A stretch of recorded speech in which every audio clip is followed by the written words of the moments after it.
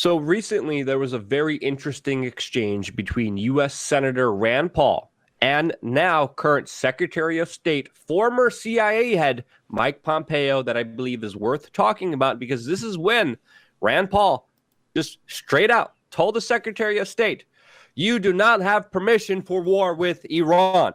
A very important statement, to say the least. We're going to be playing the exchange here. But as you know, if you've been watching our main channel, I made a video just this week alone, Monday, speculating what will be the next conflict that the U.S. empire engages in. Because again, the U.S. government, the U.S. supremacy, dominance on the world stage is pretty much sustained with its military. So to only make sense with the conflicts dying down, that there will be another one. And of course, I came to the conclusion, looking at all the evidence that I presented to you, that Iran is going to be the next country. This is why it's so important to see these comments from U.S. Senator Rand Paul. Jason, do you want to intro some of these clips?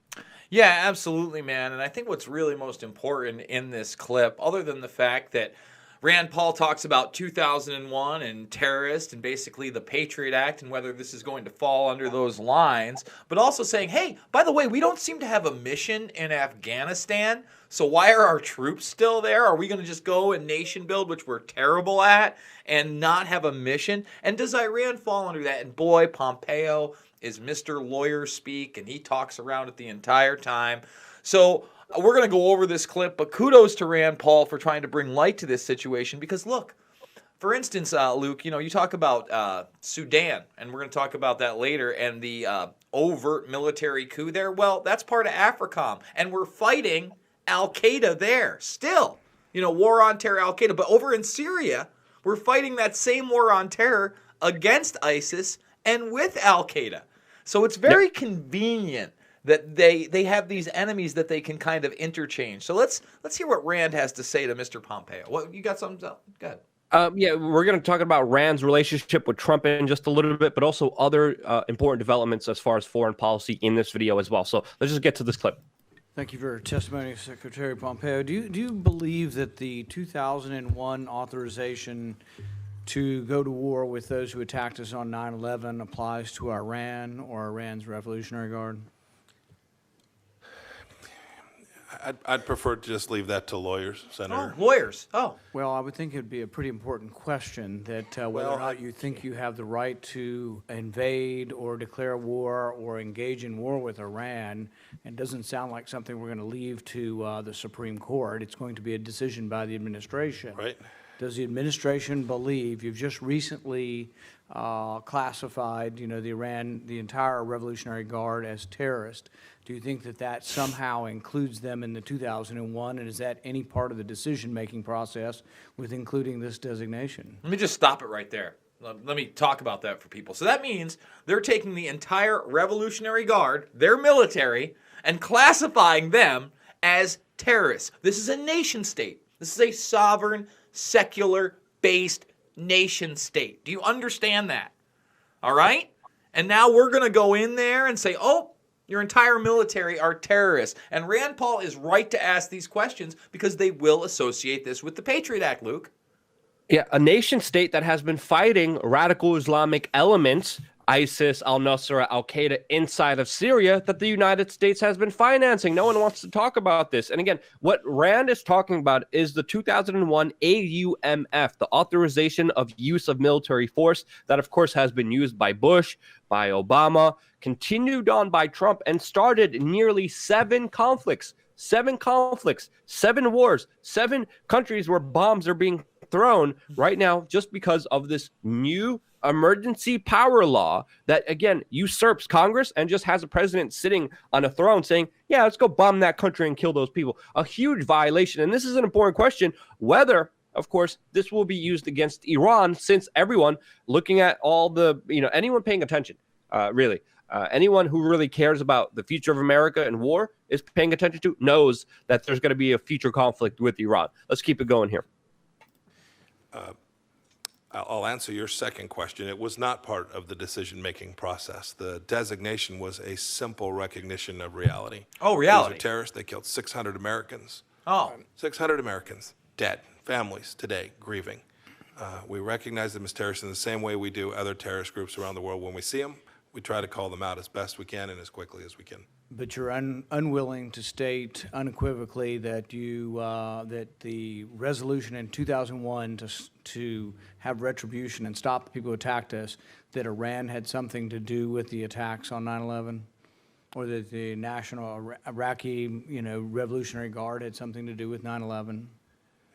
Yeah. So you asked a factual question and a legal question there. The legal question I will leave to counsel. The factual question with respect to Iran's connections to al-Qaeda is very real. They have hosted al-Qaeda. They permitted al-Qaeda to transit their country. There's no doubt there is a connection between the Islamic Republic of Iran and al-Qaeda. I remember al-Qaeda is this broad stroke. Remember, we have al-Qaeda. We have al-Qaeda affiliated groups. We have groups like al-Nusra, all right? And by the way, they share a similar flag and ideal set to ISIS, even though, again, they were our allies in Syria against ISIS. But there are enemies in Africa and in the Sudan and in Somalia and other places, those al-Qaeda affiliated groups. And then if al-Qaeda is in any way affiliated with Iran, they're obviously terrorists, and the entire Iran military, the Revolutionary Guard, also terrorists. This is unbelievable Orwellian speak, Luke. Yeah, I mean, obviously, it's just twisting the facts here, because if we look at the records of the United States, they're pretty much one of the major financiers and supporters of al-Qaeda, not only in the 1980s, where they were brought into prominence to, of course, fight the Russians, not only in Europe in the larger Balkanized conflicts that were happening there, but specifically even in current day Yemen, where, of course, the Saudi U.S.-led coalition is literally just paying off al-Qaeda members, literally al-Qaeda members showing up with U.S. arms, U.S. equipment in Syria, in Libya. All of those documented instances are extremely important because, again, I think Rand is going to make this point up ahead. Iran is mainly a Shiite country that is mainly fighting against Sunni radicals. A lot of those Sunni radicals are, of course, al-Qaeda, al-Nusra, ISIS. The Sunnis are mainly fighting them in that specific region. Al-Qaeda, predominantly a Sunni conflict. And again, there's been different things happening on the Afghanistan Iran border, but a lot of it has been sparked with, of course, the U.S. intervention in there, which again highlights time and time again, making the situation worse. Let's just keep going from here. Period, full stop. You know, I think some would argue that the Iranian government is not real happy with Sunni extremists. They have Sunni extremists in their country, but it's not sort of like they're joining forces to fight the West. They actually would just as soon eradicate Sunni extremists and have actually evicted quite a few or imprisoned quite a few. So I don't think that dog hunts very well. But I am troubled that the administration can't unequivocally say that you haven't been given power. I can tell you explicitly, you have not been given power or authority by Congress to have war with Iran. And in any kind of semblance of a sane world, you would have to come back and ask us before you go into Iran. So my hope is, I'm not arguing whether the Iran's Revolutionary Guard are terrorists. My argument is that you do not have the permission of Congress to go to war in Iran. If you want a war in Iran, you have to come to us. It's the way the Constitution was written, and it needs to be very clear, and begging off and saying, well, the lawyers. No, this is our history. This is a very important question. It's a very explicit question.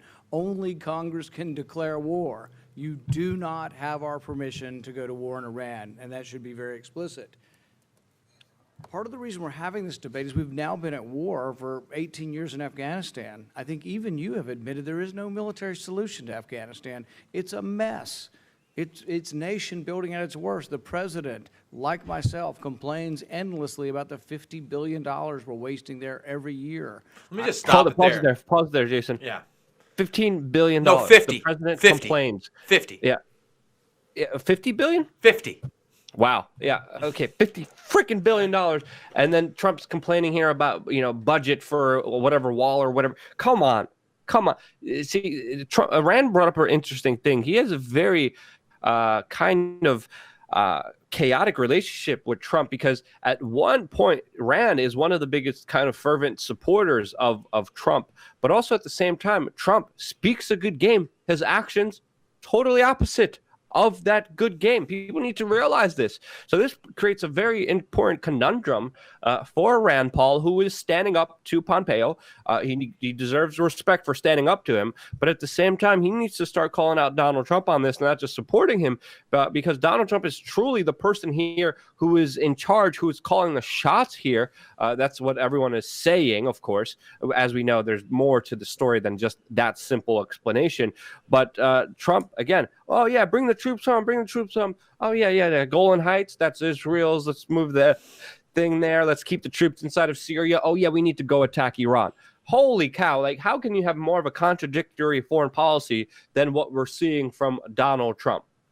You can't. And I think some of the key moments here where Rand Paul said over and over and over and over and over again is, you do not have permission from Congress to go to war. You have to come to us. Afghanistan is nation building at its worst. He called it at its worst. You have no plan.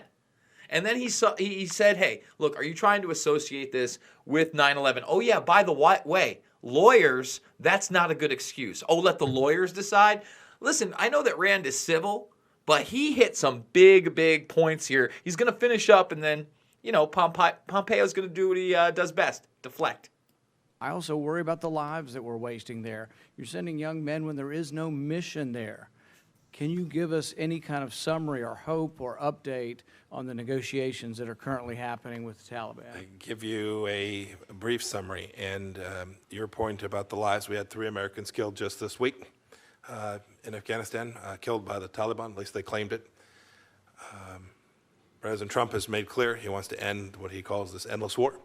And our team is working diligently to create the conditions to do that. Ambassador Khalilzad, I think he's in Doha today or maybe in Kabul, working with the Afghan government, with other Afghans, non-Taliban, as well as with the Taliban, to create conditions so that we can deliver on what the president has said he wants done there, which is to reduce, you talked about American outlays, dollars, American taxpayer money, but also to reduce the risks for Americans.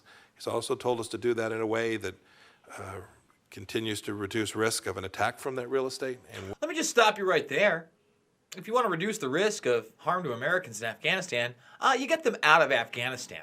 That's how you do it. Okay, Pompeo, you spoke around the entire situation. Throughout this, you played up on dead American soldiers. That's what you did. You associated everybody as terrorists, and now you rolled out the fear-mongering that we've got to stop attacks from this region, despite the fact we haven't had attacks from that region. We've never had an attack in this country from Iran that was supported by Iran, period, amen. The Bush administration did their damnedest to try to make the American public believe that Iran was some kind of a threat and somehow involved with weapons of mass destruction and Osama bin Laden and al-Qaeda. And guess what? It didn't work then. Do we want to finish up Pompeo right here? Yeah, let's finish it off. But again, this is just classic fear-mongering. This is just classic invoking double standards, hypocrisy. Like, yeah, we're here doing the good. No, you're not. You're dragging your feet on it. Donald Trump, again, is saying these things. But as we all know, the simple answer is just to get the crap out of there. Because, again, you're working with the Afghanistan government. The Afghanistan government is filled with corruption. The Afghanistan government is not a government that can be propped up. It can't stand on its own.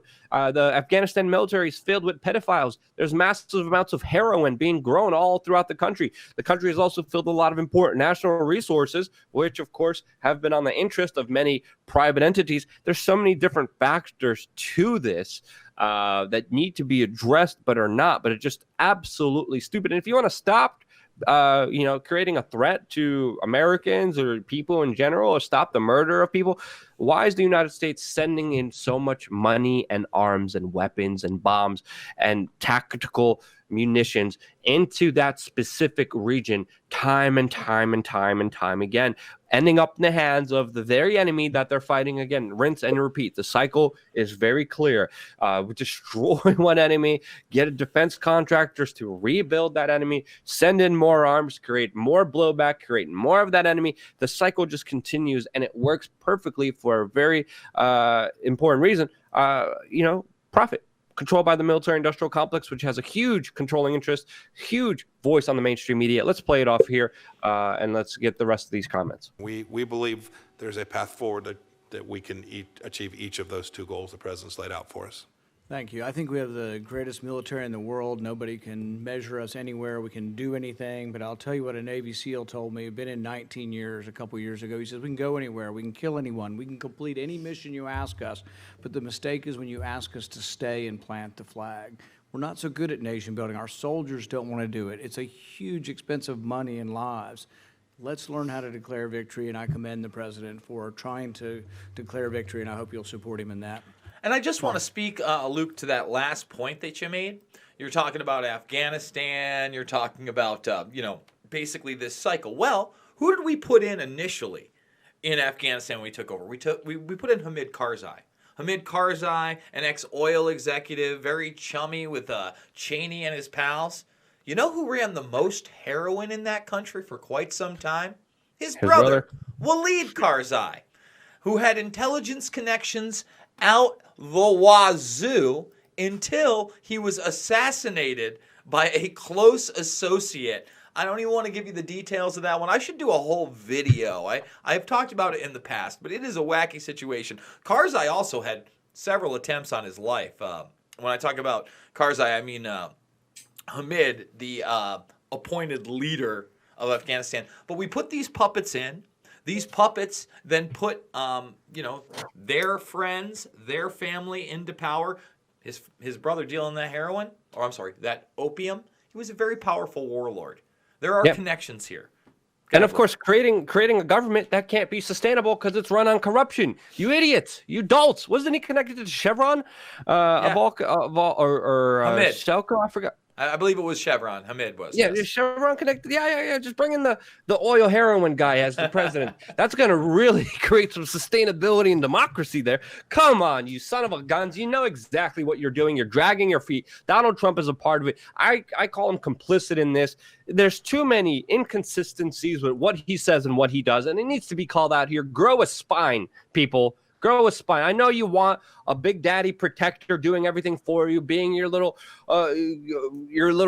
worship, your little God entity. Like, hey, do everything for me. Everything's fine because Donald Trump's. No, it's not. Have some self-responsibility and some self-respect for yourself for the truth and understand the bigger picture that's happening here. If you agree with that, share this message. You want to see us continue, you have to share these videos, donate to us. We are change.org/donate. Without you guys, we're nobody. Again, we're independent media. The only reason we're still able to have a voice is because of you. And that's why I love you guys. Thank you again so much for watching. Stay tuned for more here on wearechange.org.